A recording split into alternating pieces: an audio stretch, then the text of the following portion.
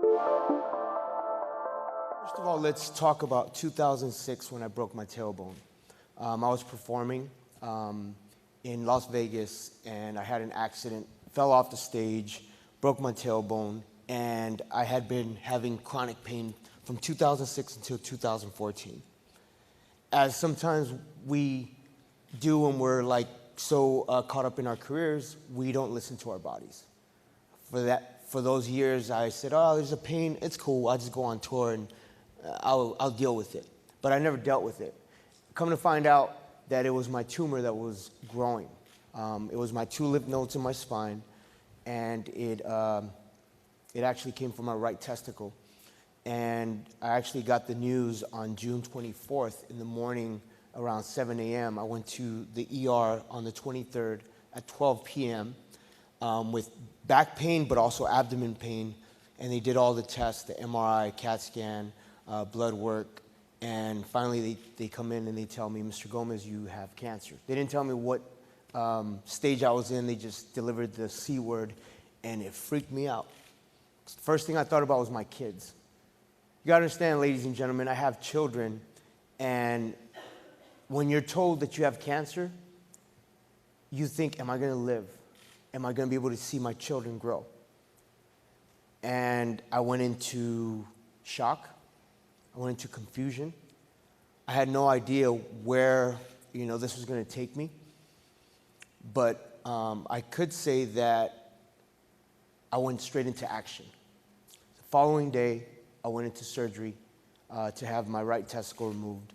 And I remember they said, you're gonna have to do chemo. Luckily, Will.i.am, who's one of my bandmates, knew an amazing person. Who?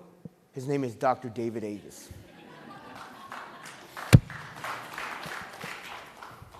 And Will organized a meeting for that Friday prior to me starting my chemo on Monday, and I met this amazing, God-gifted, he's the superhero. We talk about rock stars and pop stars and artists, but in actuality, I look at him as a person that changes the world and helps to make the world better. So my hat's off to you. Thank you.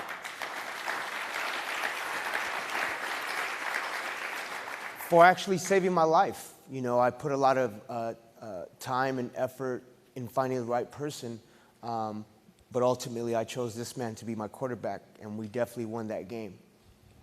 Okay. Oh, we beat that crazy fight, the fight that we were a part of. We did it together. And more than the fight, tell him the good news that happened after the chemotherapy. He beat this cancer. Yes. And then against all odds, they said I had a low sperm count because of the trauma that I suffered from the aggressive chemotherapy.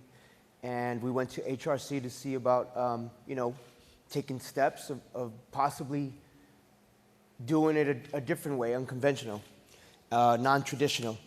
And, we said to ourselves, well, if it's meant to be, cool. If it doesn't happen, it's okay. We have 2 wonderful children, and by the grace of God, a month later, we found out that we were going to have a baby girl, daughter. I'm going to stand up. I'm going to stand up. And I'll tell you why. When I talk about my daughter, I get excited. I get passionate because when they said it couldn't be done, it happened. They said, things are not possible because you suffered this trauma. But it was the will, the resilience, the drive, the thing that kept me focused from not giving up. Because there was moments where I wanted to give up. The chemo was so intense for me that I said to my wife at times, I don't want to do this anymore. I'm not trying to be part of this. And she would say, look, you're a warrior. Get that warrior spirit. We got to do this together.